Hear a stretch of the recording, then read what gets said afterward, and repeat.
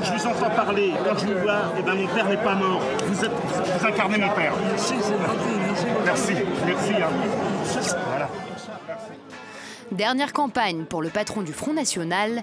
À 81 ans, Jean-Marie Le Pen s'apprête à quitter la présidence du parti après 27 ans de règne sans partage et déjà 2 générations d'héritiers dans les rangs du FN. Mais avant le clap de fin, il y a les régionales. Là, j'ai perdu 6 kilos en un mois. C'est un régime très facile à suivre dans la discipline, parce que c'est protéinique. Un petit régime pour garder la forme, mais surtout un retour sur la scène médiatique. Il y a 10 jours, la tête de liste en région PACA tenait son premier meeting à Toulon. Ce jour-là, Le Pen donne le ton. Des dames qui vont pondre en vertu du droit du sol,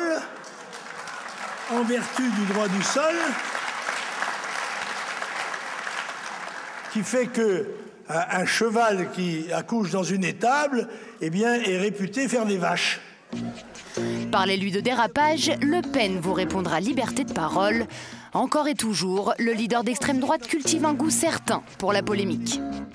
Avez-vous remarqué que le prénom du petit-fils de Sarkozy est Solal, ce qui ne relève pas d'une franche assimilation de sa famille à la société française. Tout est bon pour reprendre la main sur le terrain de l'immigration.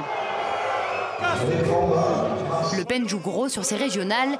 Depuis que Sarkozy a siphonné une partie de son électorat, rien ne va plus au Front National, à commencer par l'état des caisses.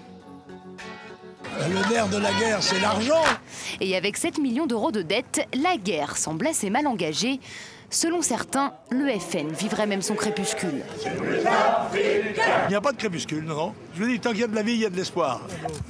Bientôt, Jean-Marie Le Pen passera la main. Que restera-t-il alors du Front National? Et le bien, on m'a fait, ni le mal.